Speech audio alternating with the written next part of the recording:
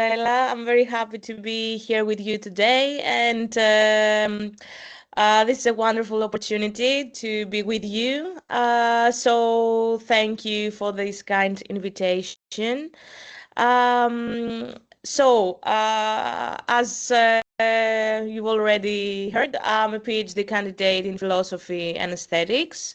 And my academic background is in aesthetics, theory and history of art, and fashion studies. So my research on the relationship between fashion and emotion began during the early years of my studies, while I was pursuing my BA. And at that time, I started exploring Japanese philosophy and aesthetics. I became fascinated by the way that dress and emotions have long been interconnected and constantly influencing and shaping one another. So during my MA studies, I developed a strong interest in fashion psychoanalysis and in the ways that emotions are visually translated into fashion garments. And there's raised questions not only about the intentions of the designer, but also about how these emotional expressions are reflected through the wearer. So now, during my PhD research, I focus on negative aesthetics and fashion, specifically on the negative emotional responses that fashion can evoke. So today I will present some phenomenological and ethical approaches to negative aesthetics in fashions, why we enjoy them, how this enjoyment comes to us, in what form, and our particular attention will be on the emotion of disgust. So now, when Rosella invited me, I have thought that this would be a really nice chance to start a warm-up activity. And I have asked you to collect some images of artworks or kind of movies or readings and books or even fashion, yeah, that you find repelling or disgusting, but you are still interested in them in a way. So I kind of expected you to list the reasons why you find them disgusting and to start a small discussion if we can. If you find disgusting the materials or the representations or even the words, because there are also words that can be disgusting. So I would like to hear your interpretation and your the way that you understand the emotion of disgust. And also, I would like you to create maybe a brief taxonomy, not something very serious, but to tell me what you find most disgusting and the least disgusting, the least repelling. So the second part of my activity, of my request, was to understand the plurality and the complicated nature of the emotion of disgust, because disgust most of the times is socially defined rather than physically or biologically as we may think. So I ask you to define what is a guilty pleasure for you, to bring examples of habits of or everyday experiences that you know that they're not traditionally pleasurable, but somehow you find pleasure or you enjoy them anyway. So these examples that you are bringing to me are going to help us define the subjective nature of disgust and the way that disgusting elicitors are mainly socially formed. So, your professor shared with me, as I can see here, some of your ideas and some of your suggestions on disgusting materials. Uh, there is anyone that would like to start, maybe?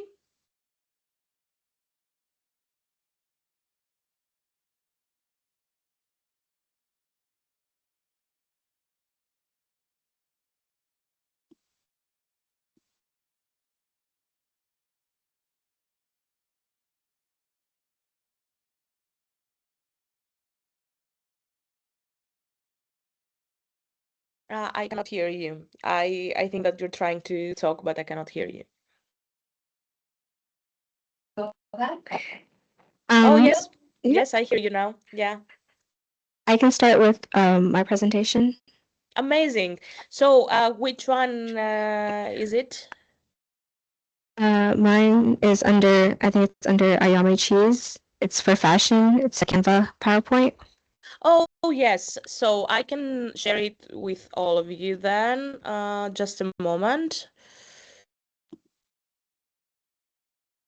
Right? Yes, that's correct. Amazing. Would you like to share with us your thoughts, why you pick them?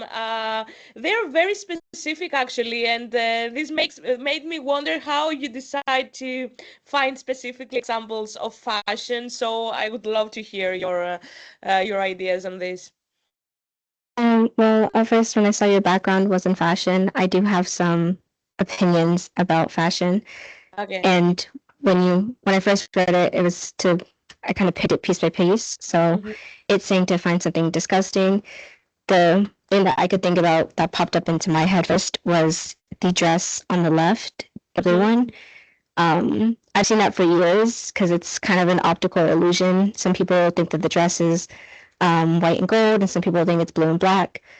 But I don't really care for the color. I just kind of think the dress in itself is just kind of ugly.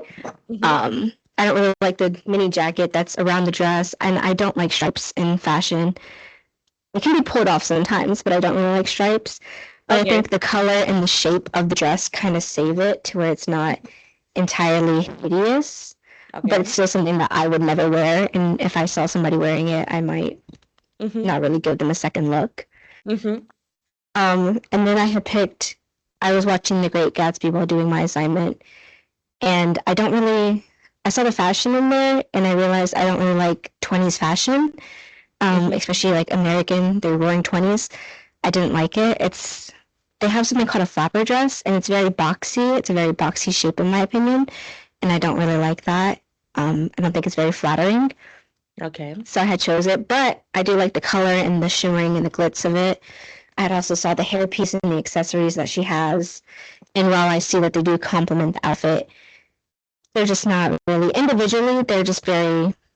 They're very much. Her headpiece, I don't really like the leaves that she's representing with the three leaves on top of it. It's not really something that I enjoy.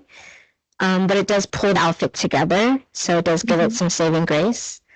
And Mm-hmm. the last one was a movie that I had recently watched called The Devil Wears Prada. Mm-hmm. And that one, I only have like there are only minor things about it that I don't really like. Mm-hmm. I don't typically like blazers. I don't, for anybody. They just kind of they're not something that I would wear often. So I think this was like the first outfit that in the context of the movie, she could not dress properly. And so this was the first outfit they had put her in that she was able to start dressing properly. Okay. And I don't think it was a good outfit choice in my opinion. She wore this to her office, Mm-hmm. and the texture of the skirt, the texture and the pattern, it doesn't seem very flattering. And the boots, it's not really something that's. I like the boots, so it's a saving grace. But all together, It does look very fashionable in my opinion. It does look good. It's just individually, I don't like the separate articles of clothing. Mm-hmm. I see. I see. Should I go to the second page? Yes, please. Perfect. So that one, I described what a guilty pleasure was. For me, I would say a guilty pleasure is something that you like or take pleasure in, despite a majority of people disliking it or thinking that it's disgusting. Some examples that I had put were mukbangs, which is people eating a bunch of food. Mm-hmm. For me, it would be like trashy reality TV shows. Okay. Um, and then also probably indulging in something you know you probably shouldn't, like unhealthy food combinations, like eating too much fast food or just Mm-hmm. eating a bunch of sweets, stuff like Okay. that. Amazing. Okay. Thank you so much for this. They were both very interesting, I must say. Both of them, they have a strong personal taste stated in your choices. So let's start by keeping, let's say, a list on things that define what we are accepting aesthetically and what we don't. So in both of your slides, I can see that you're judging them based on your opinions and based on your input on aesthetics. Why I'm stating this? Because you used a lot the term about ugliness, which is quite close to what we're finding also disgusting, but it's usually something that we mixed without understanding it. And in the following presentation that I will show you, you will understand the small difference between them. So thank you so much for this. Now, let's see. Is there anyone that wants to continue? I think we can see 2 or 3 examples before we start with the presentation.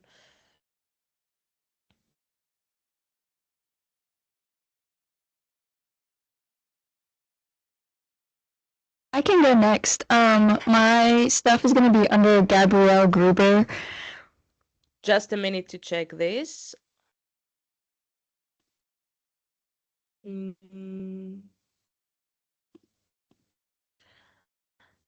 Just a minute to find it. Yes, I found it. I will share the screen with you. We can see that, right? Yes. Amazing. So yes, I kind of picked 3 different things. So the find really disgusting. I cannot hear you very well. Can you repeat it? So the first image is something that a lot of people will find really disgusting and disturbing and that they may not want to look at, but there's a lot of story to it. And so it's a picture of one of the victims of Jack the Ripper from the 1880s. In this picture, he basically mutilated her body and took out a bunch of her organs. And it's something that most people would not want to look at, they find disgusting, they find disturbing, but I feel like it's really important to talk about these victims and their stories, and also it's important for sense of like criminological aspects of it, and as someone who is a criminology major, stuff like this I find really interesting, learning about like Jack the Ripper and other serial killers, but looking at these disturbing pictures is just part of careers like that. Can I ask you something on that? Yes. So you're choosing this picture because of the disgusting act or the theme of it, what we've seen, what we are seeing in this picture? So I kind of chose it for both because obviously there's that visual aspect of seeing it, and it is not necessarily a pleasant picture to look at, but then also what he did was a disgusting act. Amazing. Okay. We can proceed. Thank you. So the next thing is the Psychopath book, and so this is written by a woman who was married to a guy who is clinically a psychopath, and I picked this because the actions of this guy are often seen as disgusting. He had multiple wives, he scammed people, he was a registered sex offender, and he basically had a bunch of different lives and names and stuff that he went by, and he would live completely separate lives and lie to all of his wives. He would lie to people, he would scam them, and so what he did was a disgusting act. Okay, so it's kind of morally disgusting, if we can say, right? Okay. Okay, and the last thing for disgusting things is I don't have a picture of it, but it's the fashion thing where men. That's better, actually. It is better. I didn't want to look this up. It's where men sag their pants, And I just like this. I don't want to see you guys' butts. I don't want to see your underwear. I also think it looks really, really unprofessional.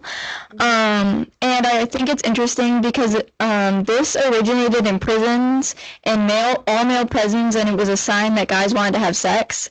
And now it's seen everywhere, and it's a form of fashion. So anytime I see a guy sagging their pants, all I can think about is how it originated in prisons and what it meant in those prisons. But I just think it's a disgusting fashion thing that's now popular. Do you believe that you are disgusted only by the image of it, or also about the connotations, which is like, we can say that it's an invitation for sex? I feel like now it's like I'm just more disgusted by like seeing it. I know like stuff happens in prisons. People can want what they want. That's up to them. Even though it's illegal, they'll have those consequences for them. But I just don't want to see it. That's my main thing. Okay, I see. And then, so for my guilty pleasures, I described it as something that people enjoy, but is also seen as like questionable for them to enjoy, or that maybe people think that they shouldn't enjoy as much as they do. So one of the things is I really enjoy crime shows, crime documentaries, all that stuff. Like I can fall asleep watching that stuff, and a lot of people think like that's really weird. Like how do you fall asleep and like relax watching crime documentaries and crime shows? And so that was a guilty pleasure. And then the other one, it's a YouTube link. I don't know if it'll work, but it's a video.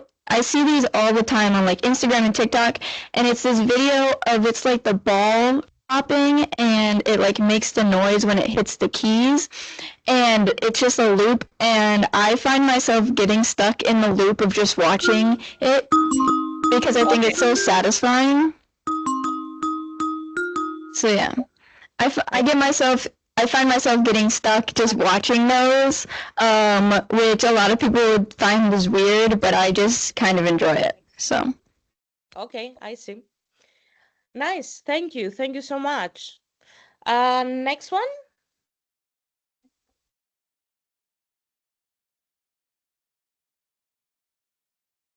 Can you hear me there? Yeah, I can hear you. Awesome. Mine should be under Jasmine Denise. Okay, just give me a moment to open it. It's a document. Amazing. Yes, I found it, and I'm gonna share it with all of you. You can see it? Yes. Amazing. So I chose 5 different pictures and scenes and artwork, and this is the one that I found the least repelling. I wouldn't even say it's beautiful, but there are many aspects of it that are repelling, and I would say disgusting. I think the expressions of the people in this painting are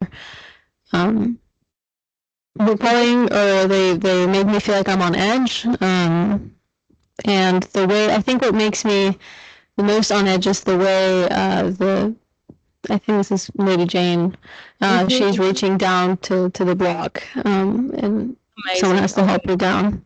The second one is more fashion, and although the shape of this dress is very out of the ordinary, I would say, but I find the most repelling or disgusting is the way the lips are overlined and painted over like a big portion of the face, because it looks unnatural, and the lack of eyebrows also looks very unnatural, and the way the eye bags are almost emphasized, it just all looks very uncanny, I think would be a good word. Yes, that's right. That's the word, actually. Yeah, so, and then up next is another painting that I find very unsettling. I think what makes it very unsettling is that it's a hard, I feel, it's a human, but it's a hard human to categorize or define. So it feels very unfamiliar, and that makes me feel not at ease. Okay. Actually, this is a spoiler alert, but I don't know if any of you is familiar with the work of Umberto Eco, but this is actually the cover page of his book on ugliness. It's called On Ugliness, and it's a study, a historical study on the history of ugliness. So he actually picked this specific artwork for his cover page. Wow. This next one, I feel like a lot of people would rank these differently, but for me, this is almost the most disgusting. This is from the movie Coraline, with the part where the mom has buttons for eyes, and they're like sewn in. And I watched it a long time ago, so I can't remember how the plot goes. But I remember being very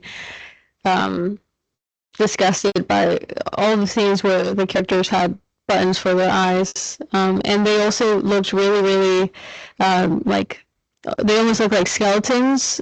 So it was like deformed almost. So yes, and then this last one, is the most repelling and disgusting. This is from the movie Midsummer, and I could not choose.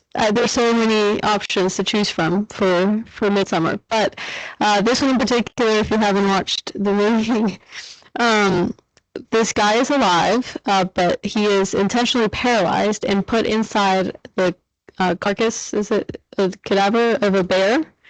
And he's sewn in there, and then he is put in a house and burned alive, essentially.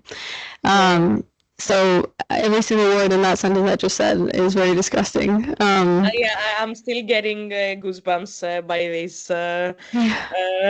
this movie. Yes. Yes. Okay, so thank you. Thank you. All these are very accurate, actually, very accurate selections of disturbing and disgusting examples. Thank you so much. I'm taking notes, and I will make comments during my presentation. That's why I'm not elaborating more on your choices. So next one.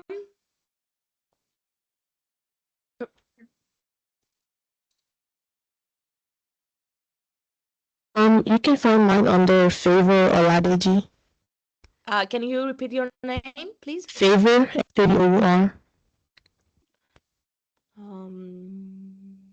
Yes, I found it.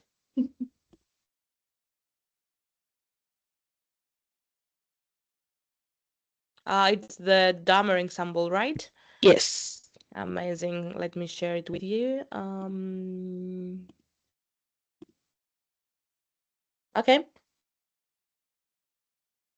For me, something that I found, I wouldn't say disgusting, but repelling, was the Dahmer show on Netflix. But I actually found people's reaction to it disgusting, because even the show was about a killer that killed a lot of people and got away with it for a long time. And when the show came out, a lot of people were overlooking it as something that it wasn't. They were kind of just looking at the actor who the serial killer rather than what the story was talking about. So that kind of like made me repelled to it. But I feel like I was also drawn to it because it brought attention to like crimes or like serial killing and things that happen that we don't really see behind the scenes. And we talk about like stuff like this all the time, and it brings a serious like light to it rather than a joking light. But the way people took the show was disgusting.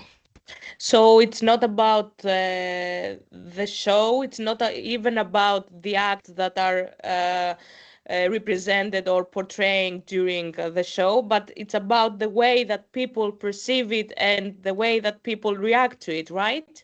Yes. Okay. Yes. And then for guilty pleasure, I defined it as like indulges, activity, or form of media that people do and that they enjoy despite being like embarrassed or judged from it. And I also said like the guilt doesn't come from what you do, it comes from the reaction of the people to what you're doing. And examples of those are like hoarding, or like keeping a collection of things like dolls, glassware, or toys, or like putting random food combo together. I know one of my friends, she warms up ice cream and then she puts like crackers in them and she mixes them and she eats it. It's very disgusting, but she enjoys it, so that's that. And then watching reality TV is another example, because a lot of people don't like it, but people are drawn because it's like dramatic and kind of like an escape from reality. I see. Thank you. Next one.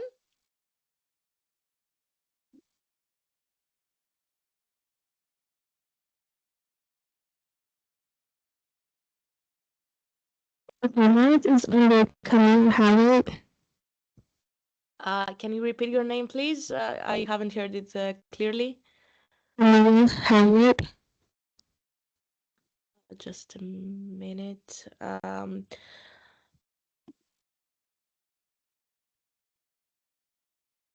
Oh.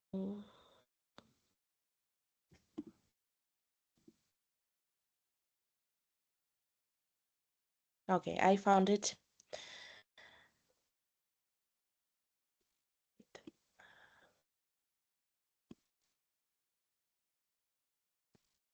Here. Okay, so for this first one, it came from a movie off of Disney, and I picked this one because it really, like, when I was a child and I was watching like animated movies and things like that, it would be more appealing to the eye. And I feel like this one came out around the time where I was in like middle school, high school, and this one just really, it really like rubbed me the wrong way, honestly, because it's not like such a like pretty animated picture. Cause like how like the head, it has like the like tentacle things sticking out, like it just really didn't show like an appealing aspect to me, especially like as a child. Like when my siblings are watching and things like that, it just didn't really seem like. I'm so sorry for interrupting you. Can you keep the microphone a bit far from your mouth just to hear you more clear? That's all. That's all. Thank you.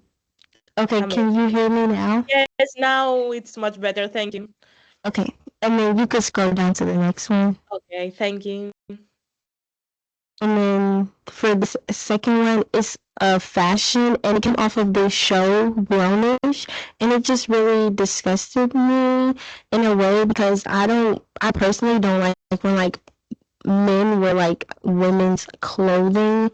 And just like from the episode, she was talking about how like everyone liked the skirt better on him than on her, and they're wearing like the exact same outfit, but like skirts are typically worn for like females and things like that. So in the show, I really didn't like how they made it more of like a womanly thing than like a her thing. And then for the third one, can I ask you something on that? Is what you find repelling is the fact that a boy wears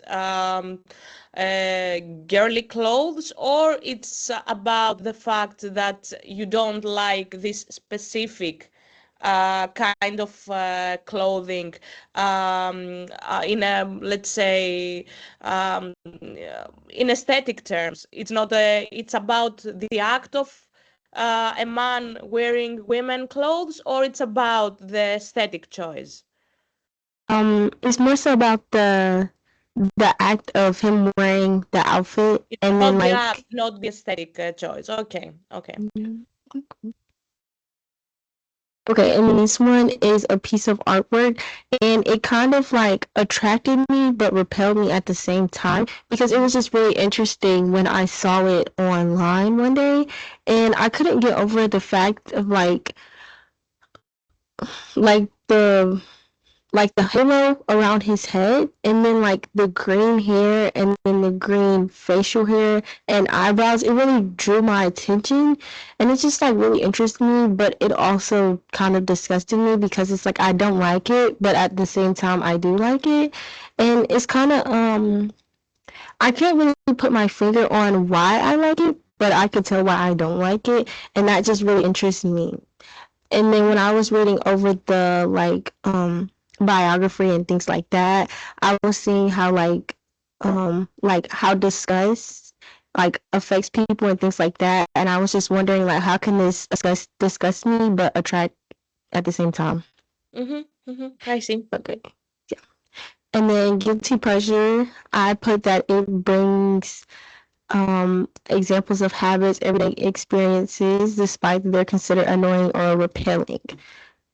And then my guilty pleasure specifically would be like eating like snacks at night. I know people don't really like that, or like eating candy for breakfast and things like that. I know that's really judged, especially for like older people. They feel like that's like a childish thing to like not eat healthily. But yeah. I see. Thank you. Are we done with this material? Did I see everything? Yes. Is there anyone? Yes. We're done. Okay, amazing. Yeah. So, first of all, I would like to thank you for your input. All the choices are very interesting, very different reasoning, and very different choices based on the different process of thought that everyone has. I would like to highlight the fact that some of you you are very aesthetically oriented. So what you defined as ugly, it's almost automatically disgusting as well, something that we are going to see in the following presentation. And also others are very morally oriented. So you are entirely, let's say, overcoming the aesthetic part, and you are focusing on the morality and the ethics of the act or the representation to evaluate it as disgusting, which is actually very interesting because the whole presentation today is about the way that moral disgust is can be transformed into aesthetic disgust. But I will not spoil it for you. I'm going to start the presentation now, and I think that we will have some time by the end to ask me questions on the presentation or in general on disgust. So just give me a moment to share my screen and can you see that? Can you see the? Yeah. Amazing. Okay. Yeah. So let's see. So the emotion of disgust is very strange, as we've already noticed with all these examples. A very complex and one might say provocative emotion. As we will see, disgust has protected us and helped us survive as a species. It contributed to the formation of our moral structures and changed the way that we perceive ourselves and the others. It also helped us find more suitable partners in terms of human evolution, more compatible matches. And at the same time, it has made us racist. And finally, it has led us to enjoy spectacles and images that for many years we have rejected from the field of the aesthetics. But the question here is what makes this complex emotion so difficult to experience and yet so necessary for our lives and for the way that we define ourselves. So how can a combination of fear and desire determine what we accept and what we reject, deciding what we should like and what we should not, what is permitted and what is forbidden, and what is beautiful and what is ugly, and what is right and what is wrong. So, focusing on fashion and beauty, these two concepts are very close and interconnected with each other, as they have historically defined one another since antiquity. I will start with the basics, I would say. So Plato defined beauty, which is kalos in Greek, as a virtue. Sorry, Danae. Sorry to interrupt you. I don't know if you're changing the slide, but we're still seeing on the first one. I haven't changed it yet, so we're good. Thank you. Good. Just want to make sure. Yeah, thanks. Thank you for letting me know. So, so Plato defines beauty as a virtue, linking it not only to the form, but that is what is visually pleasing, actually, but he links it also to morality, connecting it with the idea of goodness. So despite this enormous importance that he places on harmony and balance and morality, Plato is also the first one that addresses the paradox of attraction towards the repulsive.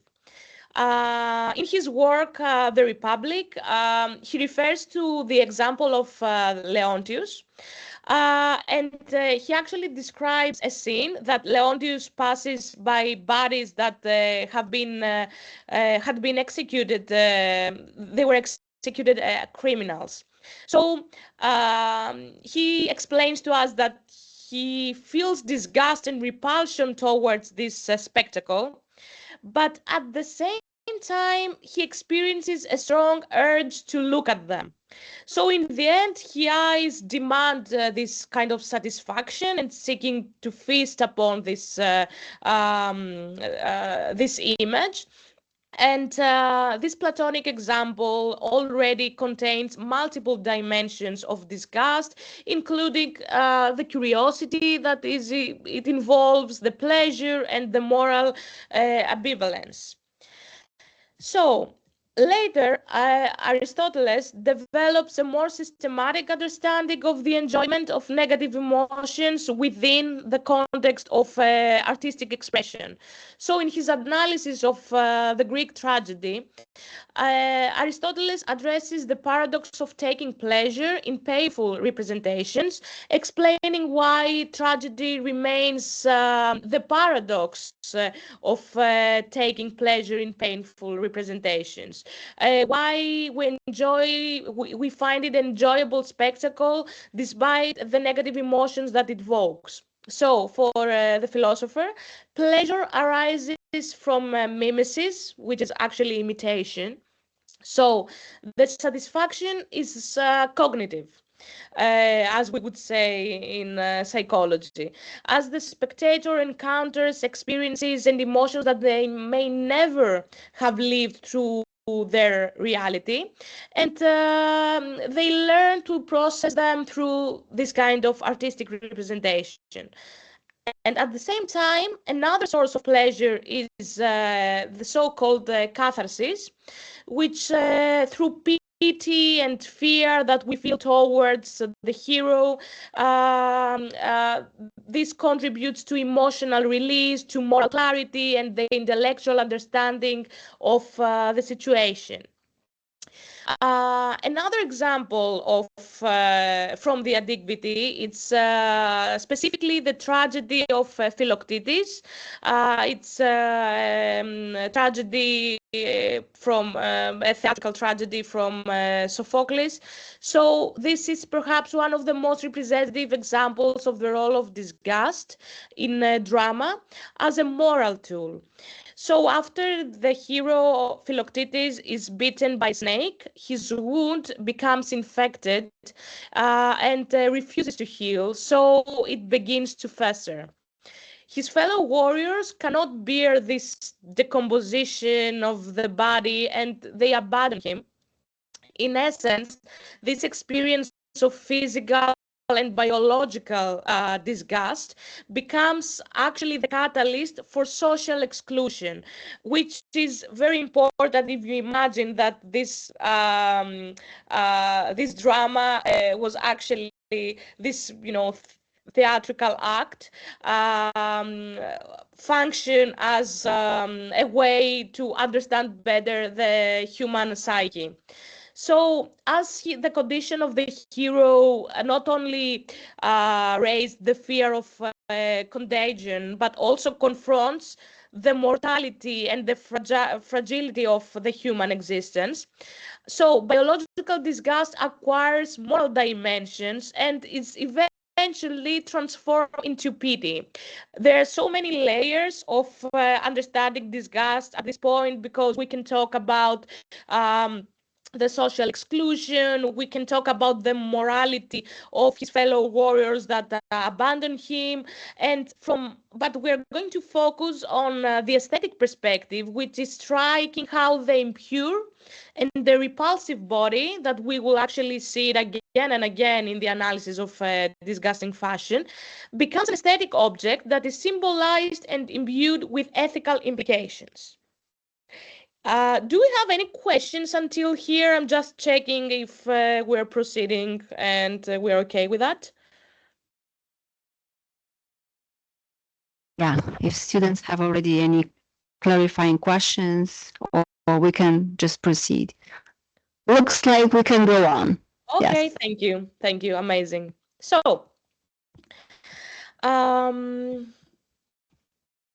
I've changed. Can you see that I've changed the slide? Yes. Amazing. Yes. So, within the field of aesthetics, the negative emotions have traditionally been positioned in opposition to aesthetic pleasure. Immanuel Kant played a significant role in excluding the aesthetically unpleasant experiences, such as the ugly or the repulsive or the revolting, from the realm of aesthetic appreciation. So, in the critique of the power of judgment, negative emotions... Sorry, Danae. Yeah? Sorry, one sec. Can you just zoom maybe a little bit on your slide? Because I know that you cannot use the full view, but maybe if you can zoom on it. Zooming like that? Yeah, because maybe for online participants it's fine. It's just for in-person students that might get a little hard to read. Yeah, okay. Maybe it's better? A little better, yeah, okay. Thanks. Amazing, thank you for letting me know. So, some emotions, according to Kant, may be transformed or sublimated. So they never belong to the aesthetic experience in their raw form. More or less, Kant believed that intense negative emotions, such as fear, can be transformed through art into something better, into something bigger, and this is how he defined the so-called sublime. They are negative emotions that are occurred from something bigger than the human themselves. So is it easier to enjoy them aesthetically? The beautiful is defined precisely by qualities that these emotions lack, such as harmony, balance, or disinterested pleasure. Nevertheless, the only emotion that Kant entirely excluded was disgust.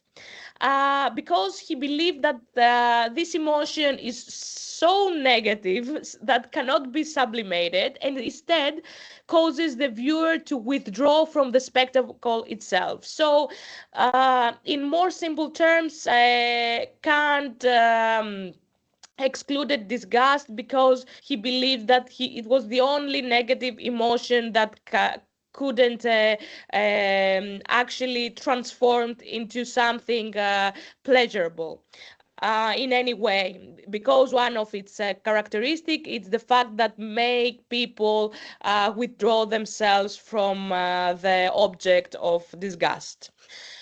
The first philosopher that actually addresses disgust as a potential source of aesthetic pleasure was R.L. Colnay.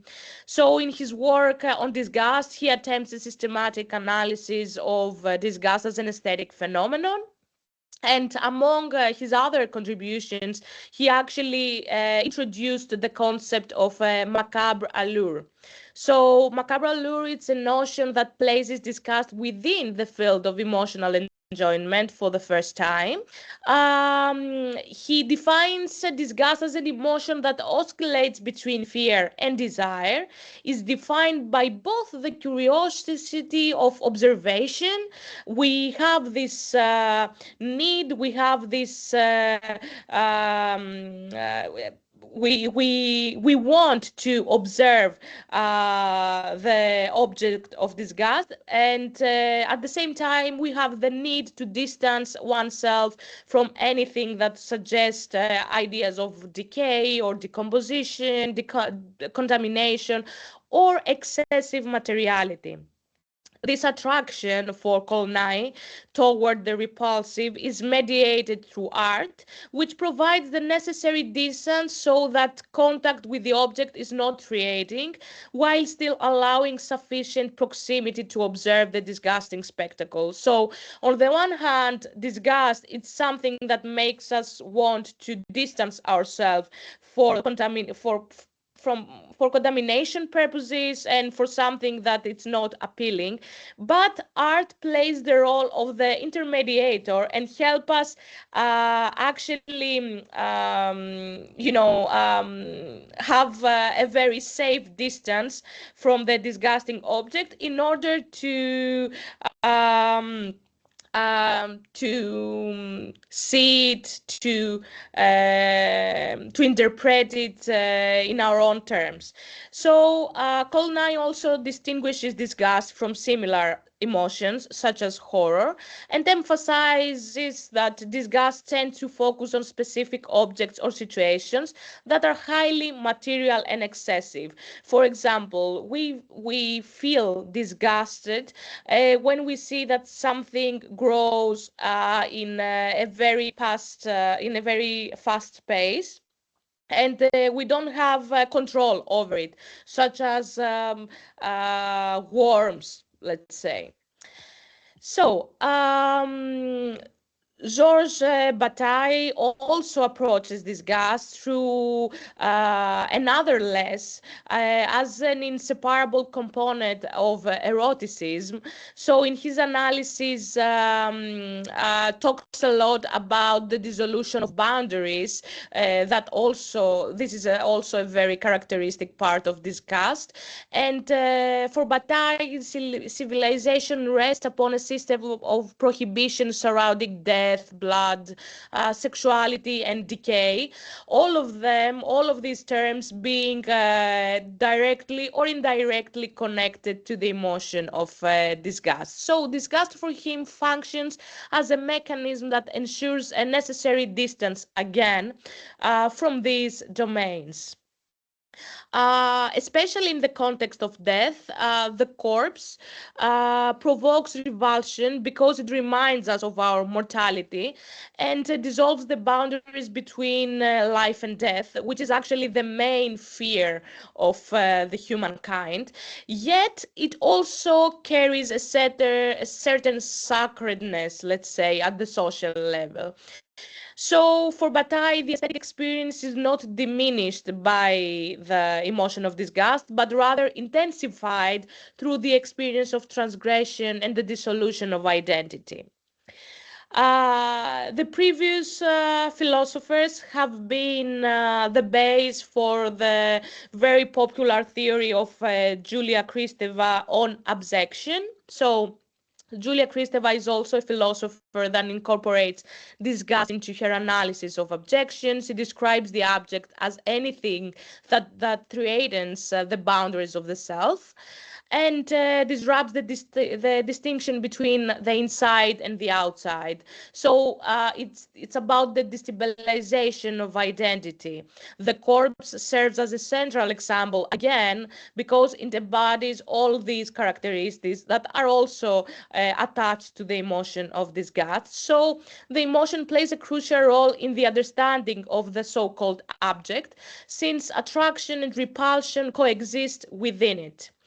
Um, as Kristeva famously notes, it is not the actual corpse that provokes horror and disgust, but it is what represents. So it's the representation of the collapse of boundaries.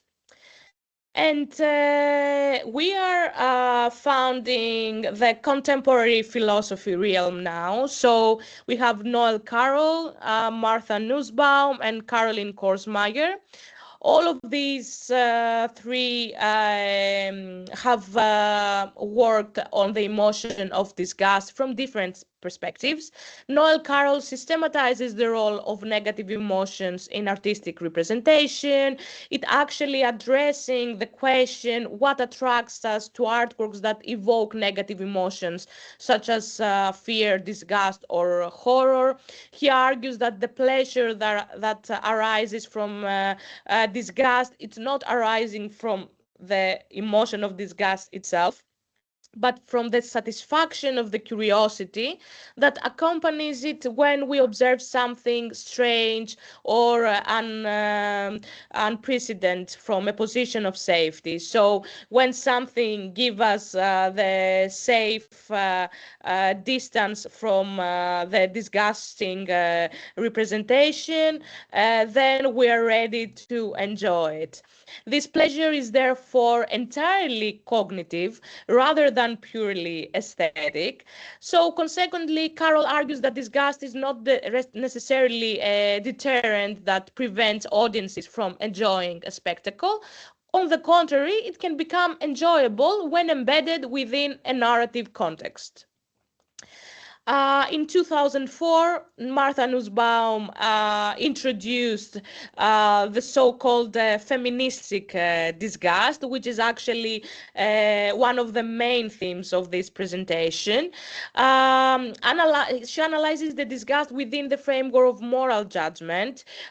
We've seen a lot of examples through what you've brought in these lectures. So she explains how disgust was originated and it was linked to the survival of our species, but it was associated with contamination and decay and bodily secretions, and gradually becomes a criterion for social evaluation. It's very important, and I think that it makes a lot of sense.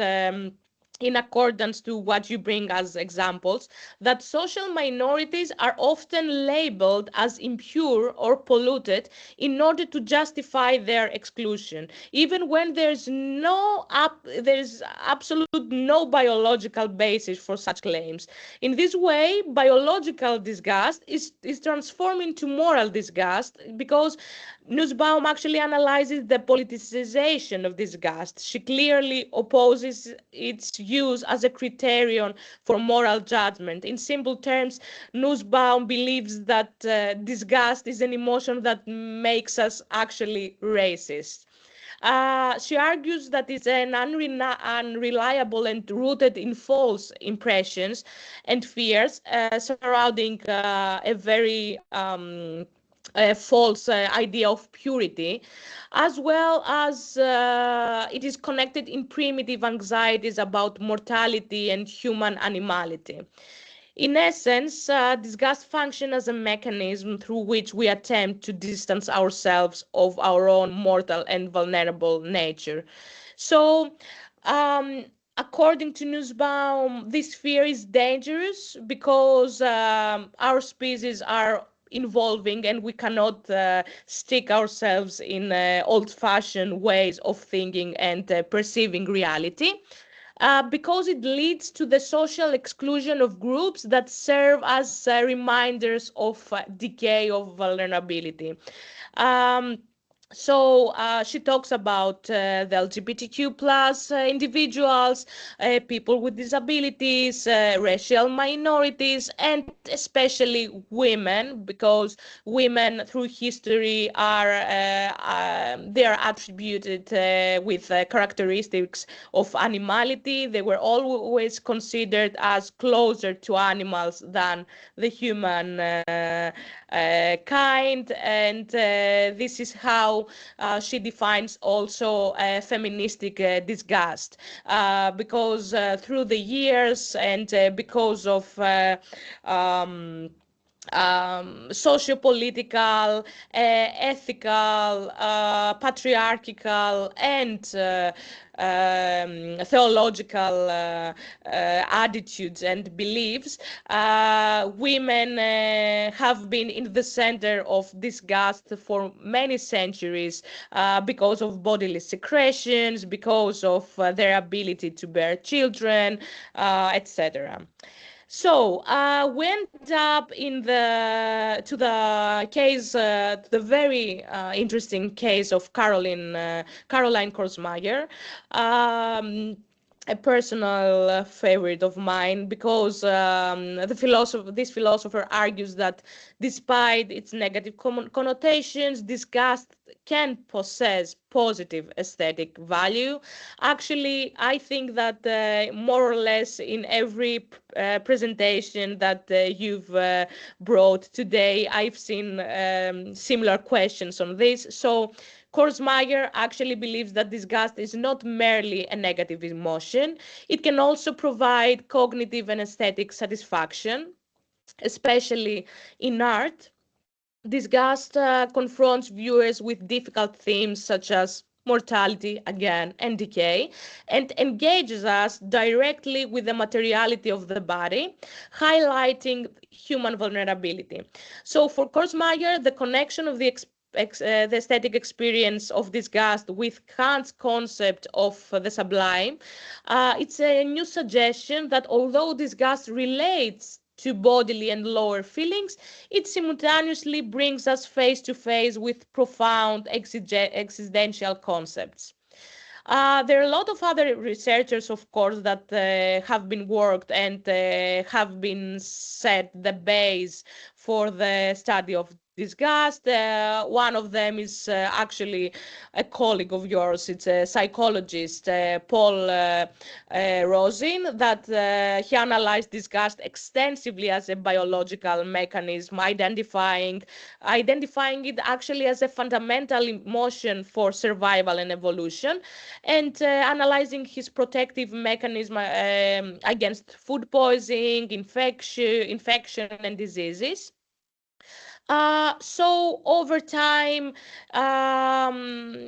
we've seen a lot of professionals trying to understand the emotion of disgust from different aspects and from different theoretical realms. So now we are going to engage more on the theme of aesthetics and negative aesthetics, especially. Disgust as an aesthetic experience within fashion can be examined through the framework of everyday aesthetics. Professor Yuriko Saito defines everyday aesthetics as the totality of the aesthetic experience that shape our everyday lives, emphasizing that the aesthetic appreciation is not limited to the contemplation of artworks or visiting a museum, but is deeply embedded in our everyday life. So it concerns, among other things, the way that we dress and the way that we make clothing choices, as well as the textures that we choose to surround us, or the smells that we are engaging with. So according to Saito, we make aesthetic judgments every day without consciously thinking about art. We are appreciating a very well-ordered, for example, interior, or we're taking an aesthetic photo of our lunch, for example. Moreover, she argues that everyday aesthetic choices often carry also ethical implications, since the environments we create affect other people, the social context in which we operate, and our public image. So, for example, practices such as maintaining our personal hygiene or dressing appropriately for a particular environment in order not to make other people uncomfortable. For example, I'm not going to the class with a swimsuit. So, such as professional attire in the workplace. These things demonstrate how aesthetic decisions shape our social expectations, and in this sense, these aesthetic choices influence how others live and experience their own lives. Saito does not really include the negative and does not really, I'm sorry, exclude the negative emotions from the aesthetic experience of everyday life. On the contrary, she considers the negative aesthetic experience to be an important part of the daily existence. So, unpleasant smells and disturbing visual compositions, dirt, disgust, and disorder are all aesthetic experiences just as significant as other traditionally regarded as positive. So, the emotional responses influence the way that individuals perceive their surroundings and the people within them. Uh, Now, on the term of negative aesthetics, in order to help you understand better the rest of the presentation, although Saito does not explicitly formulate a theory on negative aesthetics, her work establishes an important framework to understand how negative emotional responses contribute to the expansion of the aesthetic experience. So she highlights the importance of examining negative emotions and connected aesthetic experience within the ethical implications. So in the context of fashion, negative aesthetics help us understand garments that are intentionally produced feelings of discomfort or repulsion, as well as the ways that aesthetic judgments shape social norms. In this way, negative aesthetics does not focus on primarily on art objects, but rather on experiences within everyday life. And in this context, experiences play the negative experiences play an important role in shaping and renegotiating the social boundaries that we're setting. So clothing practices and their aesthetic evaluation can influence processes of inclusion and exclusion, as well as the ways in which stigmatized or socially unacceptable bodies are presented and perceived. So here you can see, actually, it's a brief recap of what we've seen until now.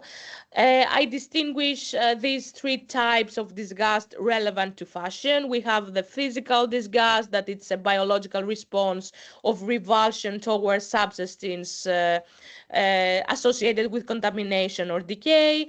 Examples in fashion include garments that are made from raw meat, as we will see, worms, or textures that resembling blood or decomposing flesh. Then we have moral disgust that is directed not towards physical objects, but toward actions or symbolic meanings perceived as ethically corrupt or degrading. And in fashion, this might involve garments that referencing violence or oppression or controversial political statements. And last but not least, there is aesthetic disgust that finally occurs when repulsive elements provoke revulsion while still sustaining attention and aesthetic engagement. So here, disgust becomes part of the artistic experience itself. So here are some examples of current articles from different fashion or other websites in regard to negative aesthetics, ugliness, gore, disgust. Disgust in general has been one of the least researched emotions in the field of fashion studies. So while fashion theorists have explored the relationship of fashion and emotions such as fear, desire, anxiety, and horror, disgust often has been considered too repulsive to engage within the context of fashion aesthetics.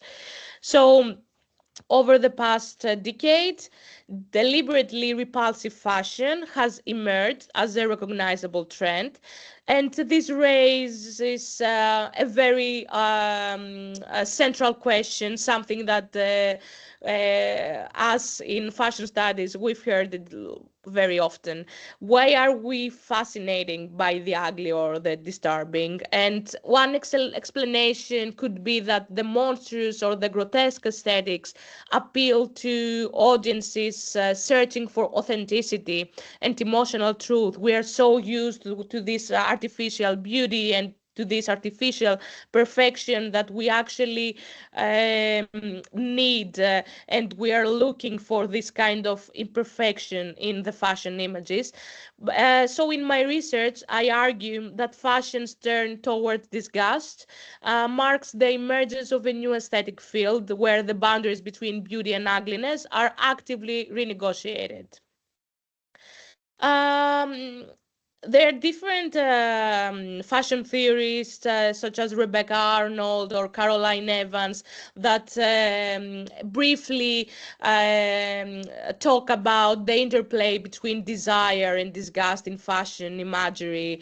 They analyze specific garments that they're involved in disgusting practices. So there are some comments such as disgust in fashion bears the imprint of desire, or that fashion pieces that intentionally uses shock and horror and death imagery to create a spectacle and to challenge the norms of beauty and body and adornment. But in general, body and dress live in a tight symbiosis. So through time, the ideals of body and dress transformed, evolved, and changed one another. The aesthetics of the body, as well as the aesthetics of the dress, not only have affected the beauty standards, but also challenged them, especially during modernism and afterwards. So the body became the locus where fashion criticizes what is conventionally beautiful, appealing, or sexual. And in this context, the distortion of the body and the signs of decay, even the artificial ones, or the disgusting truth of bodily characteristics such as hair or scars or fluids can be reinterpreted and analyzed in the realm of negative aesthetics, as we've said before. Um, Simone de Beauvoir, in The Second Sex, engages the emotion of disgust in the understanding of the sexuality of the young woman. Something very important is to understand that when we talk about disgusting fashion, usually we talk at the same time about the disgusting female body. So, Simone de Beauvoir argued that disgusting practices are linked to the fear of male dominance and the sadomasochistic tendencies of the young woman. And afterwards, Richard Susterman, a prompt philosopher of soma aesthetics, actually explores the relationship between the aesthetics of the body and the feministic theory of de Beauvoir. And he notices that the female body belongs to the woman, but at the same time it is strange to her, which is very interesting analogy, because the emotion of disgust, it's also strange and at the same time appealing to us. Then I have included some particular examples, some quite popular, you will recognize them. Other are kind of niche from the realm of fashion studies. Disgust is addressed in many different ways through the use of disgusting materials, connotation of disgusting acts, or the use of disgusting materials as a symbolism of an equally disgusting meaning. So, let's see. I'm gonna show you this like that. So the first example is a piece of Alexander McQueen from his 1996 Hunger collection, which is actually a corset, a bodice, which is transparent, as you can see here. I will zoom it here. And maybe it's not that obvious, but alive worms are trapped between the model's skin and the transparent bodies. This is one of my main examples of fashion disgust. But I would like to also not talk only for the core disgust, the biological reason that we feel repulsion towards this image, because of course it is disgusting to have for someone to have alive worms on their skin, but at the same time it works as a connotation for decay and death. The next example is again, it's from Alexander McQueen. It's a bodice made from shells that are quite heavy, and there are so many different ways to actually interpret disgust, the emotion of disgust in this piece. It's the smell that these pieces, the material can have. It's also the danger of cutting yourself while wearing this piece. So I will proceed with some newer examples. I don't know if by accident you've seen them in social media. They're quite popular. So this is from Prada menswear collection, fall/winter 2026. The whole collection was built around dirt. So the pieces were intentionally printed in order to remind of dirty sleeves or overworn shirts.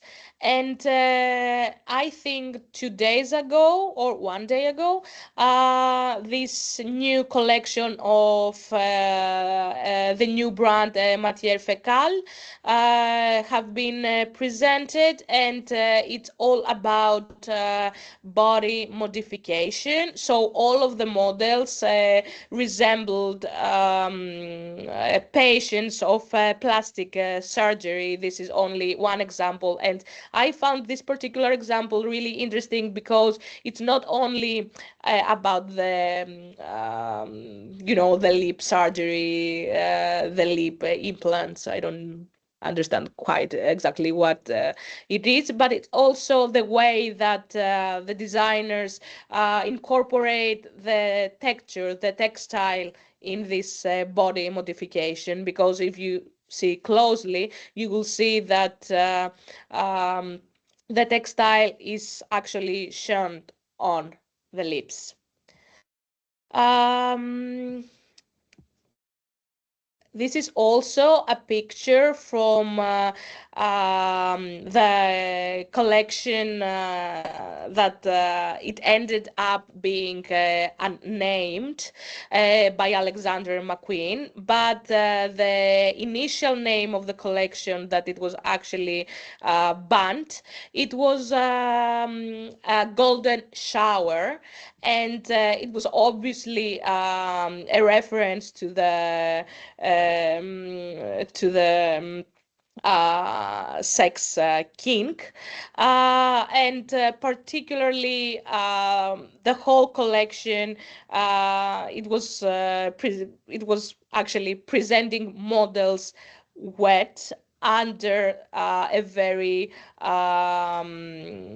yellow light as a direct connotation to the sexual act.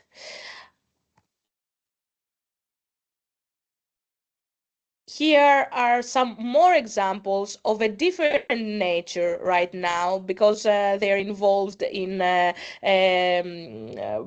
body in a flesh decomposition.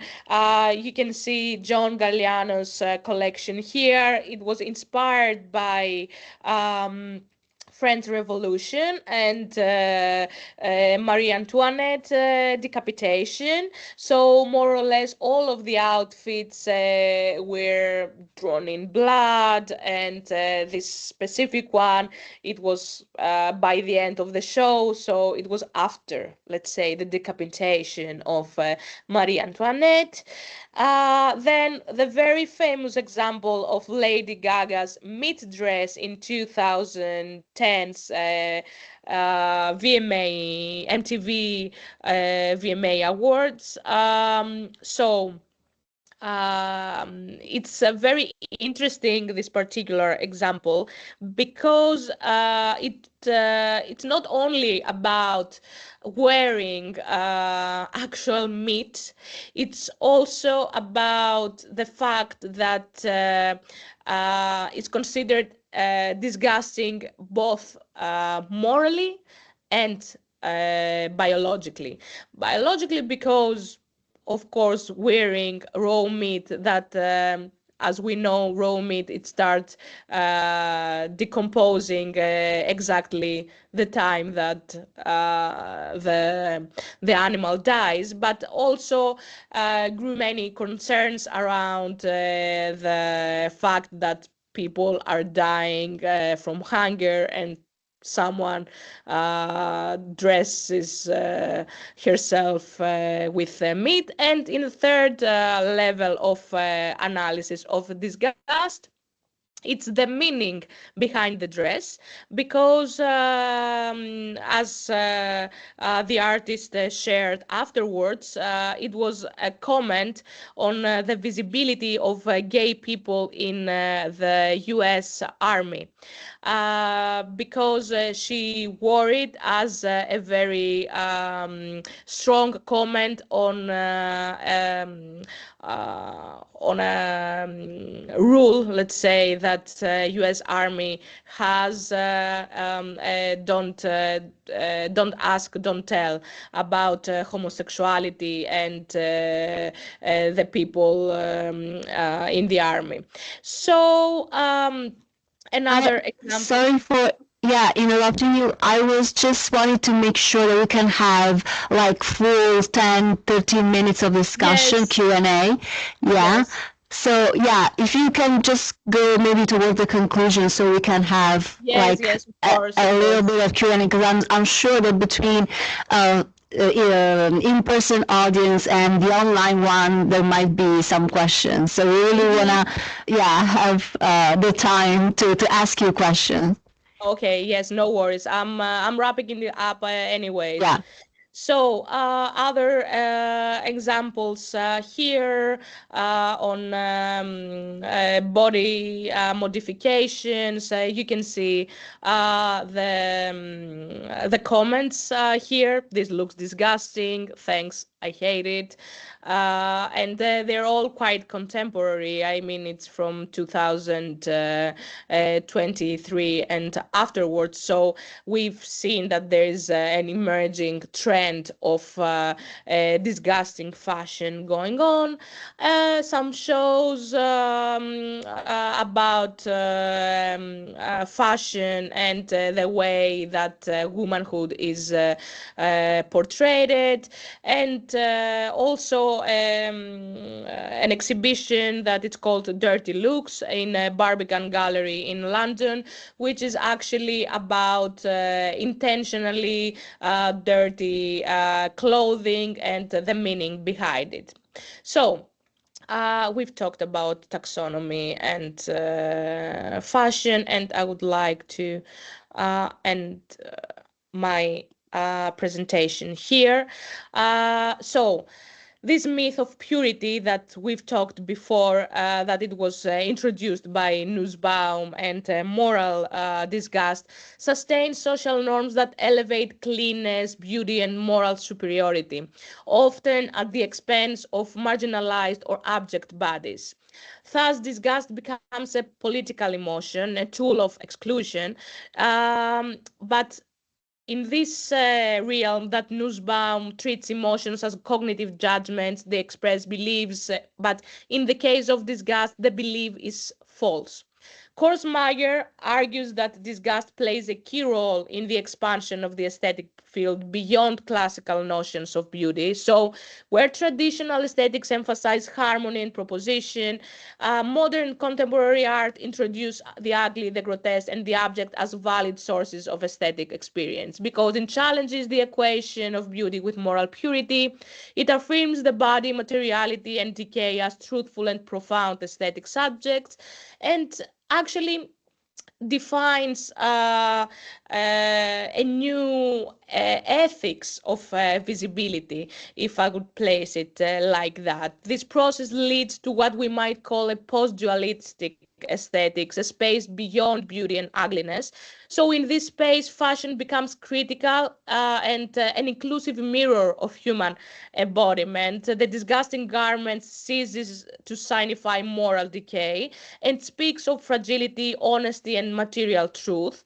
The body that once disciplined into beauty becomes plural and porous and expresses disability, gender fluidity, and fatness and aging, and all the things that we try to avoid all these years. And in this tension between the alluring and the repulsive, this tension becomes a metaphor for empathy. By confronting what repels us, we learn how to see humanity in what we have been taught to turn away from. So I would go fast in another slide. So here. Um, Historically, fashion has sustained this social unsustainability by idealizing purity and perfection and consumption, standards that exclude difference and encouraging waste. However, when fashion intentionally aestheticizes disgust through the torn and the soiled and the grotesque garments and the hybrid bodies and the unsettling performances, it reverses disgust's moral function. When Nussbaum says that disgust hides from humanity by hiding from the body, here disgusting fashion unmasks exactly this type of hiding. So thank you so much for keeping up with me, and I'm open for questions. Yeah, thank you so much. Thank you so much. Can you hear me? Yes? Can you hear me, Danae? Yes, I can hear Okay. you. Thank you. Thank you very much. Thank you. All right, so we can open a short but Q&A section. So I'm inviting both students here that attended the talk, as well as the online audience. So please type your comments, and I will make sure to ask your question to Danae as well. So who wants to start? We have already one student. Yes. Hello, can you hear me? Yes, I can hear you. Okay, so I have a question. What do you think allowed for the transformation of fashion to be an exploration of disgust? Because fashion historically has been used to, uphold white supremacy and, fat phobia and all of these standards. So what do you think allowed for that transformation for fashion to become a way to express disgust and visibility? So, if I understand the question, it's more about the role of fashion in this kind of, this attempt for inclusion, right? Yes. Okay. I truly believe that fashion has been as you already said, a tool of exclusion for so many years that this attempt of democratization, if I could say, for many people, including me, I would say, often seems kind of hypocritical. So this is maybe a theoretical jump, if I can place it like that. But I believe that the right answer in that is that it's to actually separate fashion as the idea of trends and dressing for a purpose of interact with others, and to understanding more as a sociological and anthropological phenomenon of deliberating both our souls and our bodies from what we've learned and what we have taught. So I believe that the problematic part of fashion, it's the fact that we usually talk about fashion and we mean trends and fast fashion and what we've seen, and not actually fashion as a realm of expression and realm of understanding better ourselves and how we present ourselves in the society. Is it a good answer? I don't know. Yes, thank you. That makes sense. Yeah. Thank you. Thank you so much. Yeah, I will just add that even if you look only at designers, you will find a lot of more multiplicity in this. I mean, you see Gucci, you see Alexander McQueen, as she showed, you can see the blondes from New York. They're all offering different kind of fashion imagery that goes exactly toward the direction of expanding what we are actually looking at, what we are actually admiring, you know. So it's not only, I don't know, the Chanel worldview of fashion. There's a lot more differentiation, diversity, even in what designers are offering. Yeah, so I would just say this in addition to that. Any other? I'm just checking also on. I don't see in the chat anymore. Students here?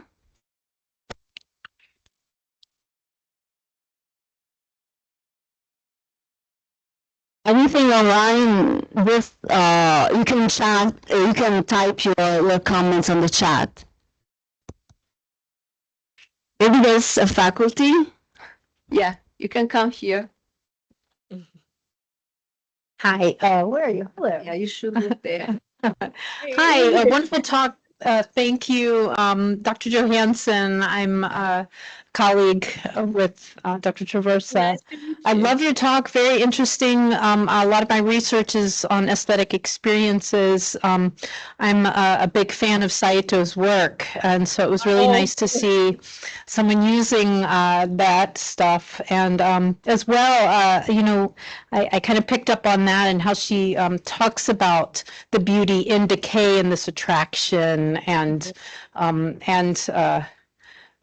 repulsion from death, and leaves dying and passing moments. And so it's a wonderful project that you're working on. And I mean, that's really, I took a lot of notes and I really enjoyed your talk. Thank you. Thank you. Thank appreciate you so your much. work. And, I would be glad to share the presentation with all of you. I will send it to Rosella for sure, and you can redistribute it. Thank you. Thank you. All right, thank you. So if there are no other questions here, I think I can thank you once again, Danae, for your very interesting talk, really combining fashion theory, philosophy, and psychology with a nice conversation over students' materials about what disgusts them and what actually, at the same time, attracts them of this kind of experience. So thank you so much once again, and thank you for those who have been in attendance in person and online. Thank you so much. Thank you so much. It was really nice to be with you. Thank you. Bye. Bye-bye.